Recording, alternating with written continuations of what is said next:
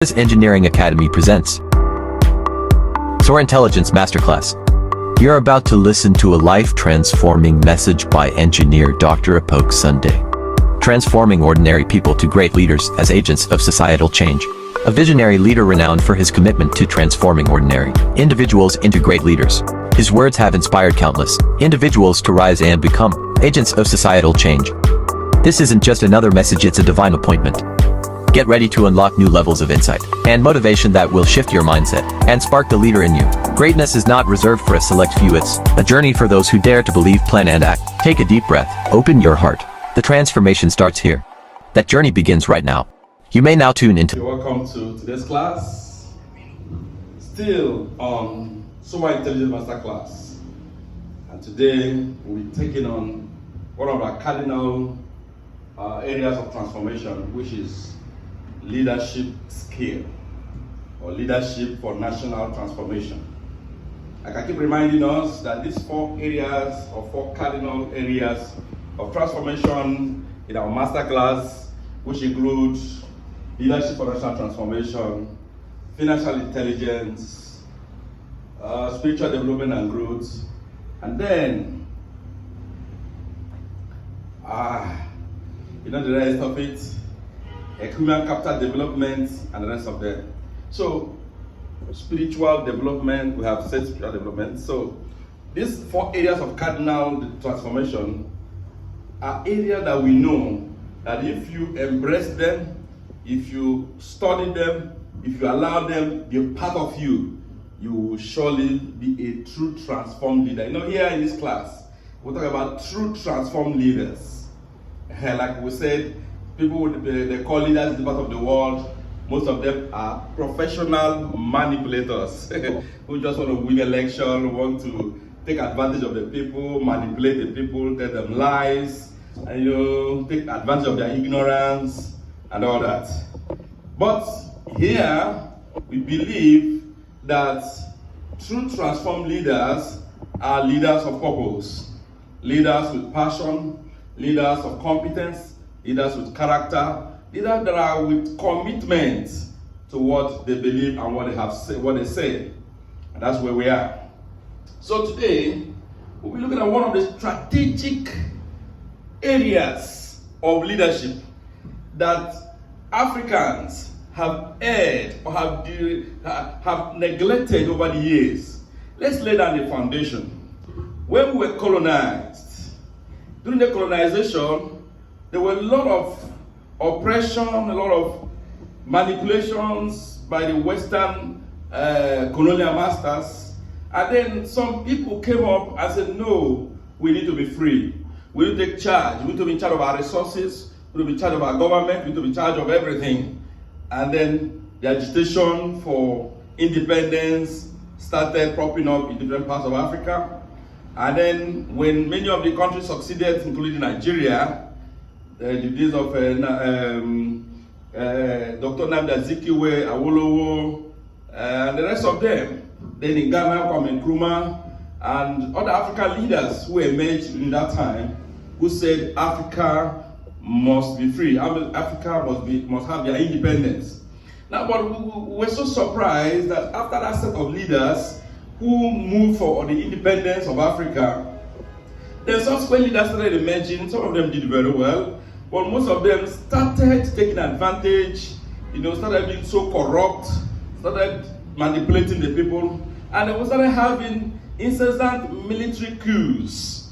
And military took over many times. It's just a way of bringing the discipline, the desired goal and the passion of the purpose of the people. And even some of the military leaders also were so corrupt. And they started talking of democracy, returning to democracy. In 1999, for instance, let's take Nigeria as a case study. 1999, Nigeria actually returned to democracy. But from 1999 till date, we have had consistent leaders, manipulators that became worse. After each person, the next person become worse, the next person become worse, the next person become worse. We've never had better leaders progressively. Even as it is right now in Nigeria, people are stuck. people are really, really shocked. The economy is harsh. The government is confused. Many areas that used to be a panacea of good governance, like education, health, social amenities, infrastructures, power, water, these basic things are no longer accessible to the people. The people are no longer comfortable with this pattern of leadership. And then we begin to question, why is it that this kind of leaders are started cropping up? And then this leader started cropping up because of what's called incompetence. Incompetence. So today, like I said, we'll be looking at competence. What does it mean for a leader to be competent? Because what started coming up when people want to stand in for election, those who sponsor people in election is to sponsor mediocres, people with less or little or no exposure experience, people who have no character, people who maybe have supported them to get into power through guns or cultism or cult activities. And that's how they've gone into the past. So when they want to support those who will succeed them, they bring in people who can always say yes sir in everything, and they have little or no experience on anything. So those people, when they now set up their government, they set up a government that will be so low, with a government that may not be so focused, government that will be full of corruption, government that will be full of mediocrity, and government that will be so full of inefficiency and ineffectiveness. So competence is important. That's why today we know that competence in governance is so important, because it drives sustainable development through skilled leadership. Now let's look at what is really governance, because if we're talking of competence in governance, we need to look at what is competence, what is governance. So we say that governance is a process of decision making and implementation in public, corporate, or institutional context. Let's take it again. Governance is a process of decision making and implementation in public, corporate, or institutional context. That's governance. You take a decision, you implement a decision in organization, in institution, in families, for the people, for the sake of the people, and by the people. That's why we define democracy as government of the people, by the people, for the people. So, but today in Africa, it's really difficult to say that Africans are practicing democracy. In Nigeria, most people, what Nigerians are practicing now is kleptocracy. Kleptocracy is the government of the least, of mediocres, of the worst. I'm not missing words, and I'm not regretting it. The kind of leadership we have in Nigeria and most part of Africa are kleptocratic. That is government by mediocres, government by ignorance, by government by people who are of the least in the society.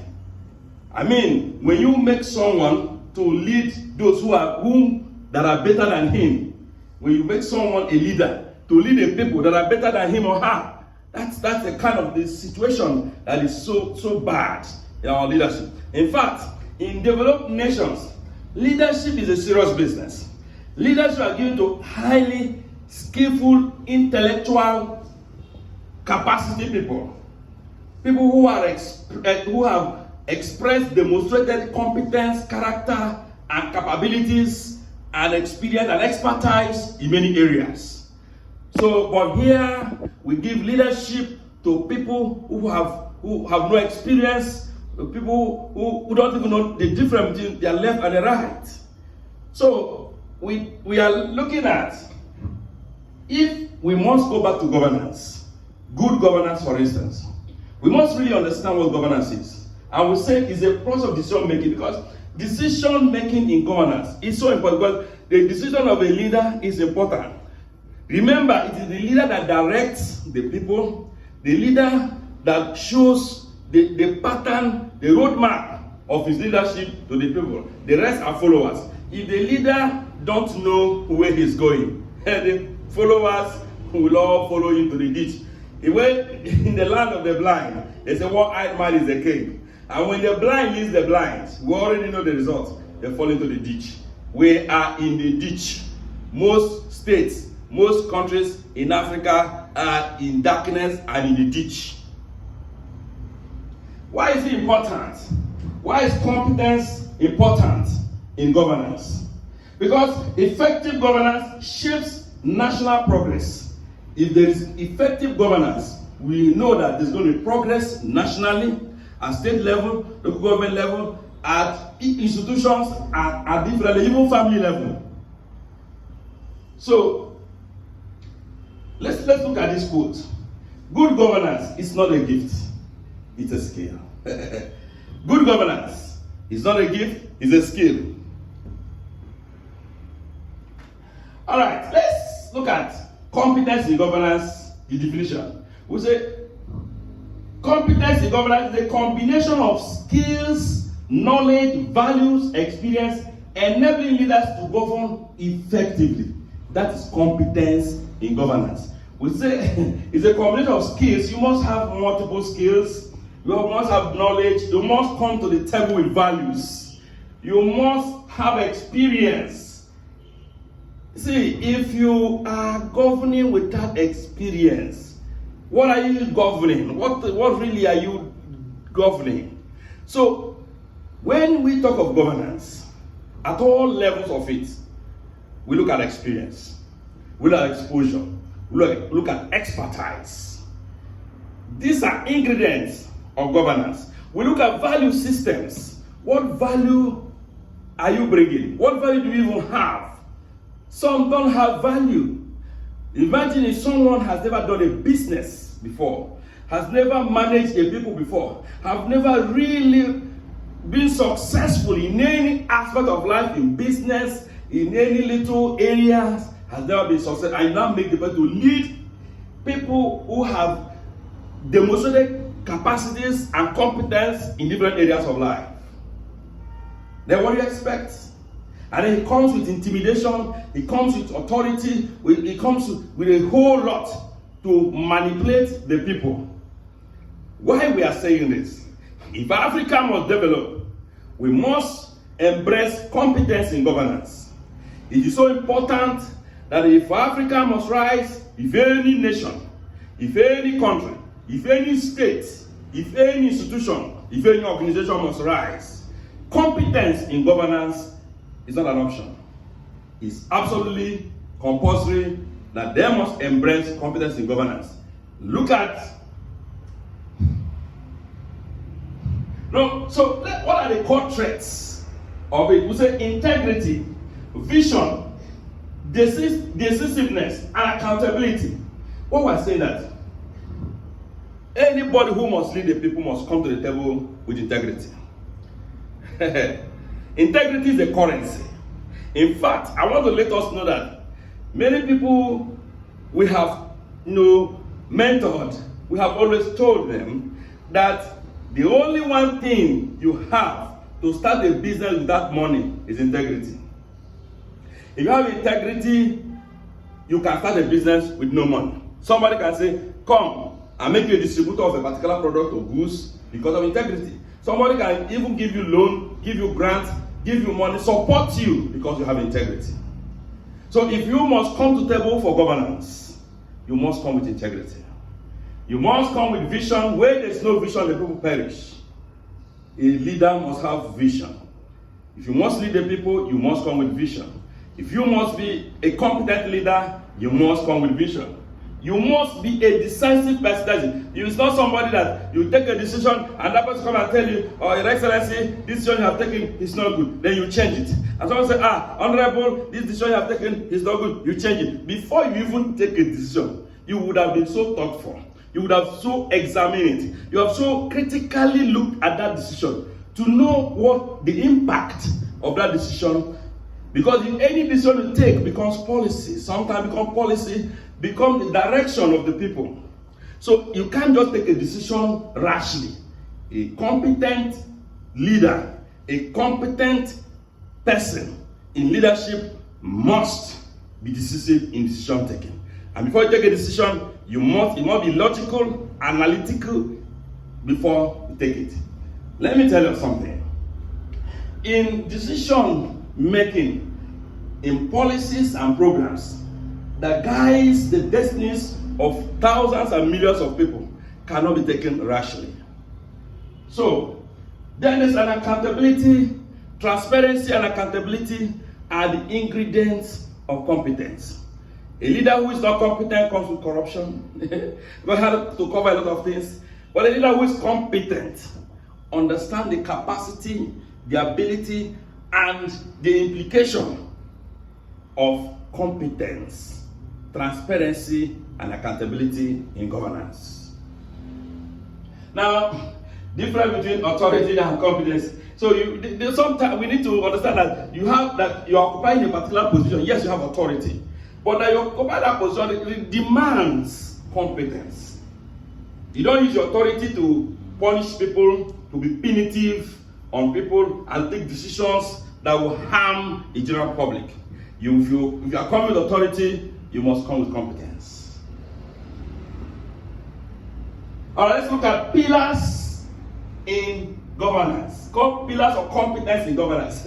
So if we must take this seriously, before we continue, we already see different states in Nigeria, see different countries of Africa, see where we are going. Africa is the richest continent in the world. Africa is the richest continent in the world. But Africa is the most undeveloped continent of the world. Why? Why is that even some states in Nigeria, for instance, Ebonyi State, and some other states, Ebonyi State is the most blessed with mineral resources and natural resources. But you can see how poor Ebonyi State is. That's how other states are. It is a collective mastermind of incompetent and incompetent leaders over the years, over the period. Because if leaders have demonstrated competence, we won't be where we are in Ebonyi State, in Nigeria, in Africa, and like that in sub-Saharan Africa. It's a pity that we are where we are. But I know that in different times, in different seasons of the world, God has always raised leaders who will come to salvage ugly situation of the people. And I can tell you, you that are seated there, why we are having this section is going to be truly transformed. So I take a stand, take a position that governance is serious business. It's not for children. It's not for compensation. You don't compensate people with governance. You give governance to people of capability, to people of character, to people of competence, to people that have the experience, the expertise, and the exposure. Now let's look at these pillars. We were looking at these 5 pillars of competence in governance. First is strategic vision. It's a pillar because if you can't demonstrate that it's a vision, in fact, it is so unfair to Nigeria. It's only one president, President Yaradua, that came as a president and declared Vision 2020. No other president of this country has come and said vision this, vision that. In developed nation, no developed nation can come without saying their vision for 5 years, 10 years, 20 years or more. In leadership like that, you must come with strategic vision, strategic roadmap, so that when the people that you are leading will come and they will look at where they are and they look at where they are going and know how they will get there. That's called a roadmap. That's called strategic vision. So that every time everyone is conscious of where we are going, and how to get there, and what it takes to get there. If these things are not there, it is incompetence. So you must set realistic goals, achievable long-term goals. Now, point number 2 is policy expertise. Understanding the sectors and laws. Imagine making someone who don't have any experience in the water sector, commissioner for water resources. Imagine making someone who don't have any experience, maybe in health, and you make him commissioner for health. Imagine someone who don't have any experience, who don't even know anything about the industry, and says commissioner for commerce and industry. Then you already know the results. You already know what he's going to come up with. It's not his field. He doesn't have the experience. He doesn't have the expertise. He doesn't have the exposure. He doesn't have the capacity. He doesn't have the competence. He doesn't even have the ability to drive that system. So we already know if he fails, the failure is on the head of who appointed him. Ethical standards, maintaining transparency. There is standard in everything. The leaders of today, government of today, have thrown standard to the dust. To the mud they have dragged the image and integrity of different institutions and different governments they are leading. It's so unfair. They have not maintained standards. Government are known for standards.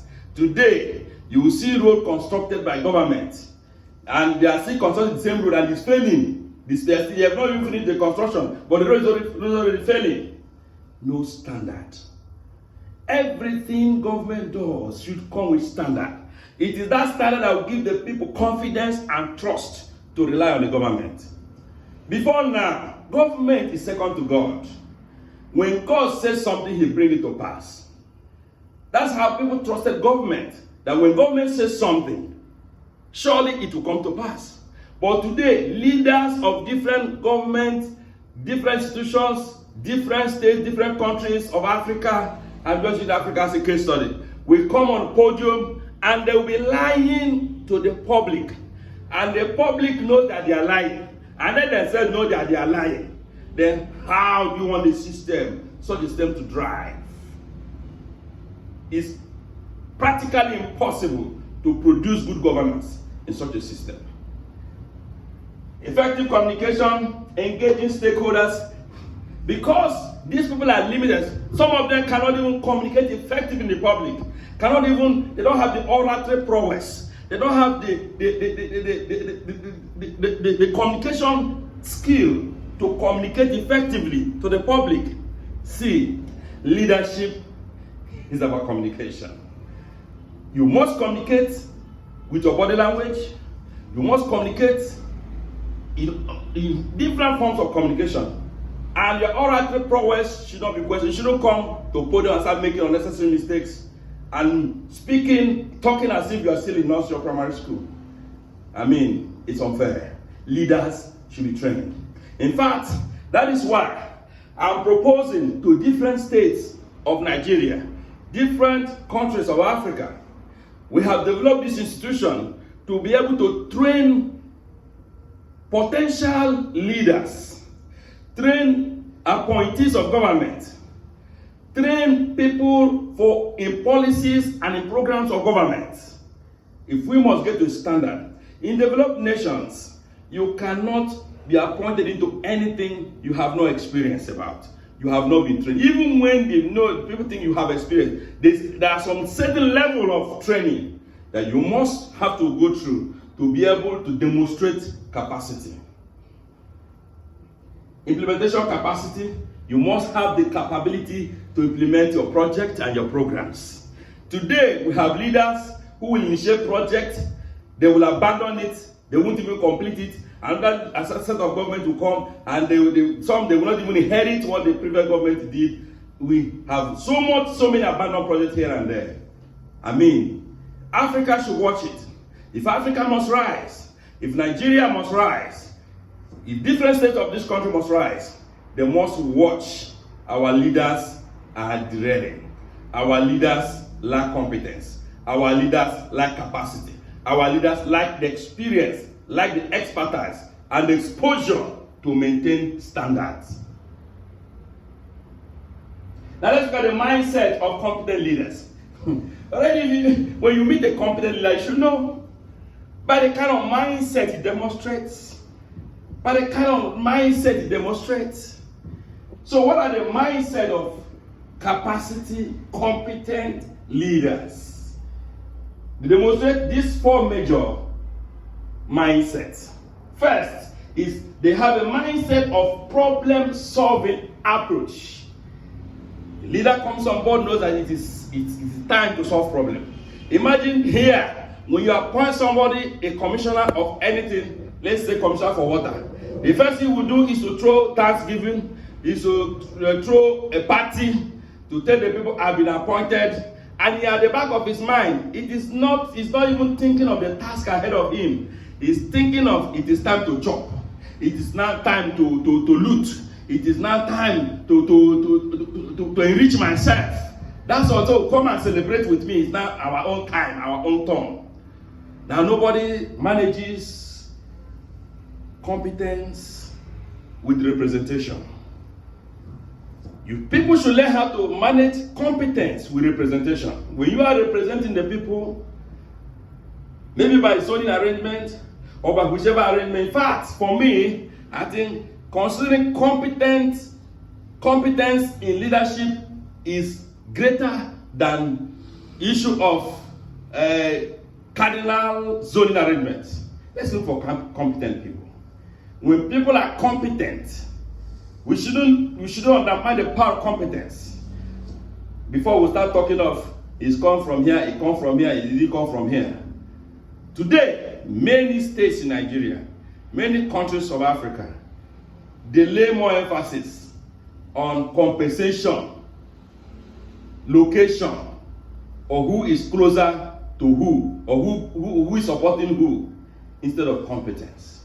It is unfair that the general public are suffering because we have not taken account the power of competence in governance.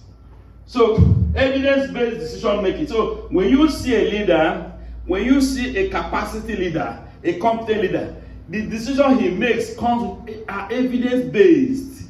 He don't just make decisions. Let me give you an instance. Assuming as a leader in a place where people are poor and you want to bring people out of poverty, you need to design a system that will bring people out of poverty. Every decision will be how do we people come out of poverty. Now you come into a system where they have no access to water, they have no access to electricity, or epileptic electricity supply, they have no access to basic amenities, they have no access to even basic health systems, no access to basic education. And then you abandon all those important areas and you go celebrating birthday party. You go celebrating with colleagues and you go throw party, travel here and there, and then you abandon your duty because you don't even know what to do. Most people don't even know what to do. They lack what to do because some of them are appointed in areas they don't have anything. They don't even know anything. So now, openness to innovation and technology. It's important that every competent leader should be open to ideas, new technology, new innovations. If you are not open to ideas, you're not open to innovations, you're not open to technology, some continue to, because where they are coming from, the way they have been doing things, and then they may not even know that what they want to do does not require that the archaic method of doing things that requires innovation. And then you cannot solve a problem that was created at the same level. This is what I mean. A problem was created, and at the same level, the problem, you need innovation, you need ideas to solve these problems. You need higher level, higher knowledge, higher skills to solve a particular problem that was created at a certain standard. If it's the same standard the problem was created, you are able to use the same to solve it. It's not possible. Now, resilience in crisis management. True, capable, competent leaders must be resilient in managing crisis. All right, let's look at competence versus incompetence. Because when we're talking competence, the opposite, some words can only be explained using their opposite. So if we say competence, What is incompetence then? How do we differentiate between competence and incompetence? So if we look at competence, now a competent leader delivers services efficiently. When you see a competent leader, one of the criteria is that whatever he initiated, whatever he said he wants to do, he will do it in such a mastermind manner, and in a very perfect, efficiently pattern that you will really know that this person is a competent leader. Build trust. Competent leaders build trust from people they are leading. You know, it's like family. If a father, if parent didn't build confidence in their children, they should misbehave. That's the way it is. If leader does not show capacity, does not show competence, the people he's leading will mock them, will deride them, will override them, and everywhere there will be chaos everywhere. Stimulate economic growth. When you see a competent leader, he drives economic growth. He cannot leave you where he met you. He can never leave a system how he met it. But our leaders today leave the system worse than they met it. That is a show of incompetence. But a true leader, a competent leader, can never leave a system worse than he met. He will surely improve it. Then what are incompetent leaders? Incompetent governors. We already know where it is, the opposite of what I've said before. Their policies are poor, they waste resources. There's also corruption and instability. There's always public discontent. People don't trust them. Corruption is always part of incompetent systems. Skills required for competent governance. We need to look at this. You who's watching out there, whether you're watching from your hotel room, where you're watching, wherever you're watching us from, or those of you who are in the classroom, whether you're online, this is an area to pay attention. It's so important to pay attention to this area because every person is a leader. I believe that leadership is that everyone is a born leader. And even every follower is have the potential of great leadership.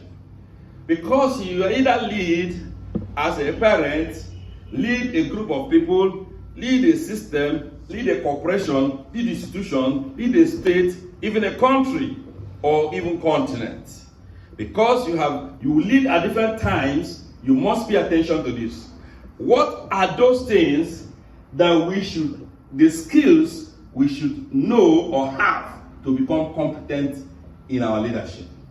Like I said, competent leadership is not a gift, it's a skill. Because it's a skill, like any other skill, you must learn it, you must acquire it, you must understand it for you to do very well. Let me just digress a little.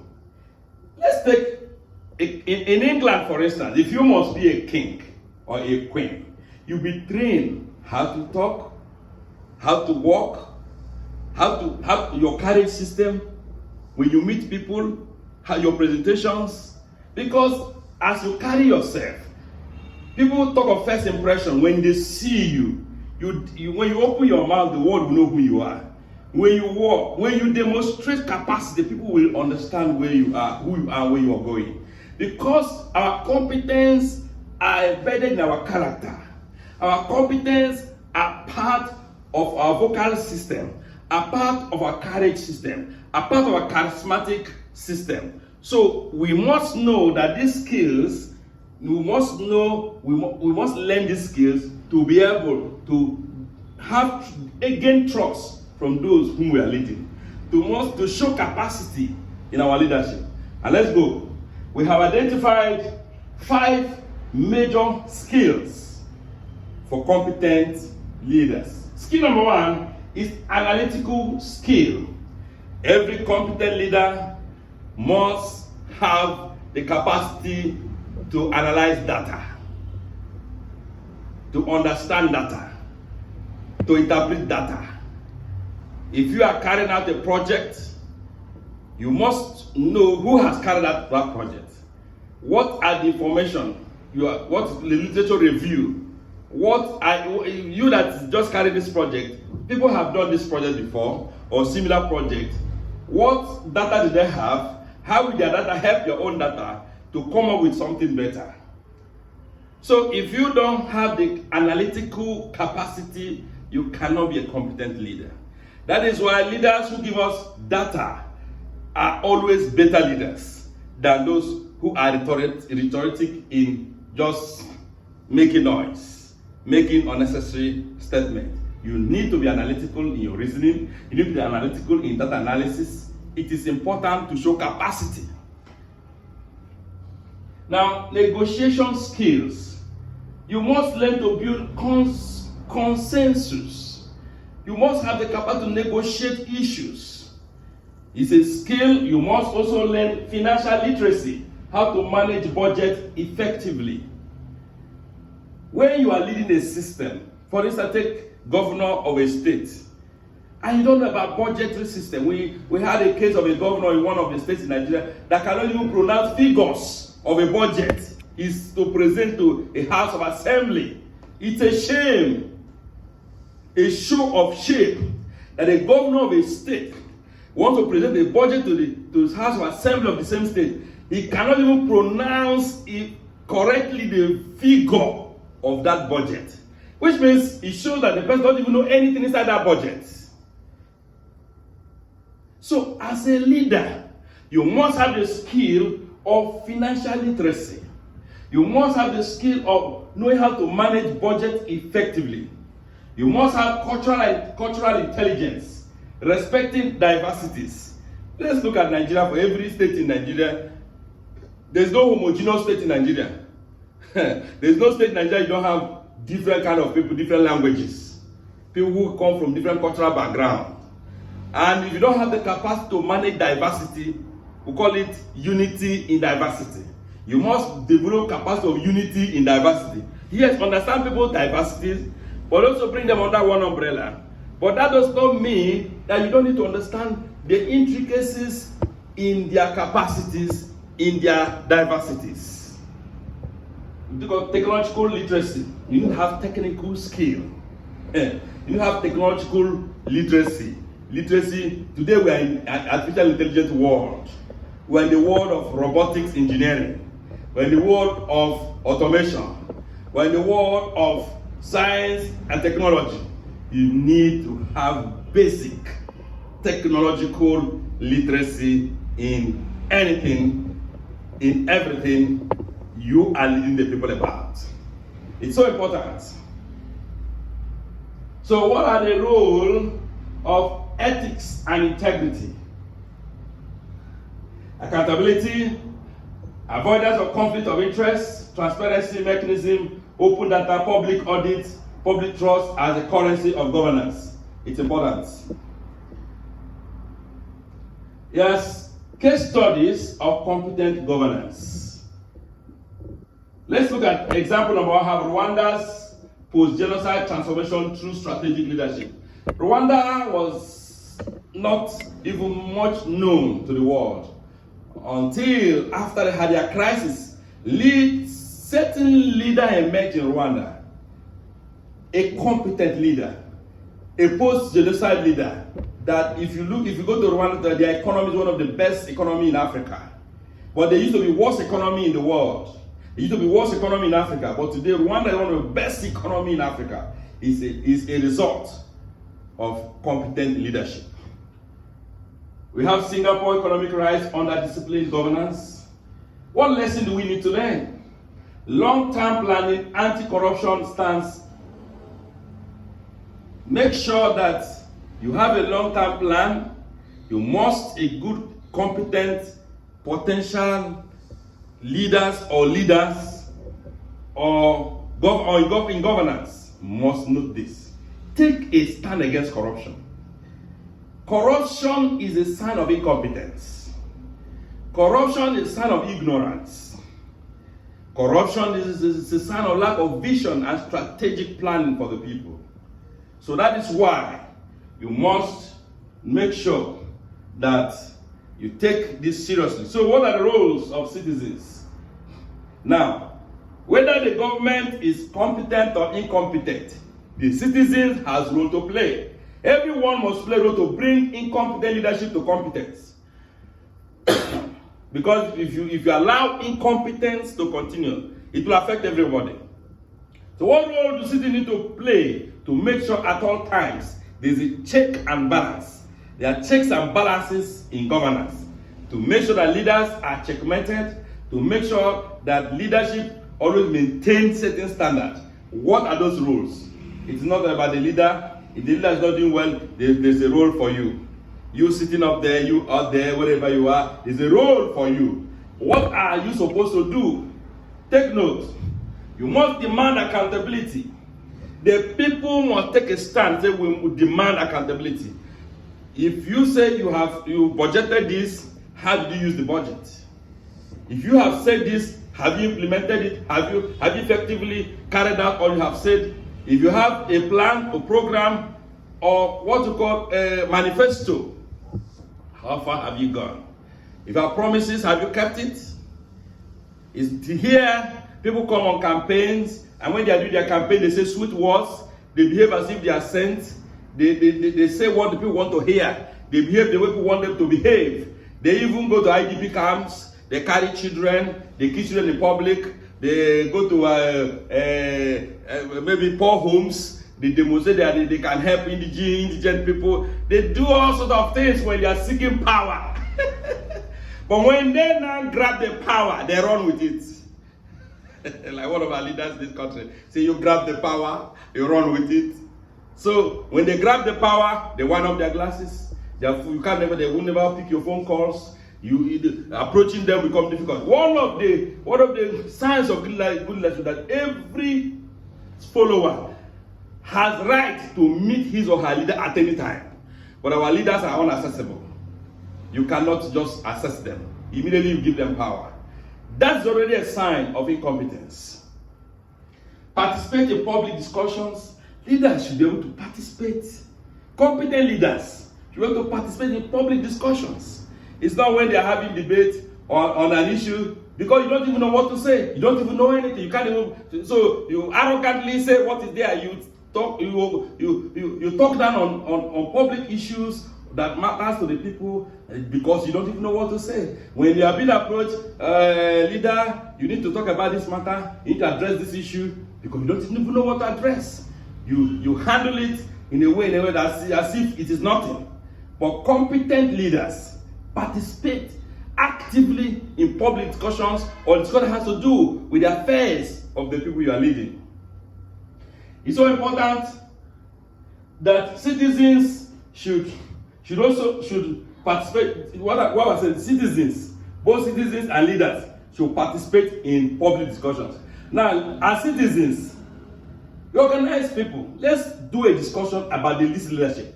Let the leaders know that they are not doing well. Let the leaders know that they are doing well. We need to support leaders who demonstrate competence. So citizens will need to give support to leaders. That you need to say when the leader is doing well, you say the leader is doing well. Whatever the leader has done well, you say it that the leader, to encourage the leader. Because leadership on its own is not also easy.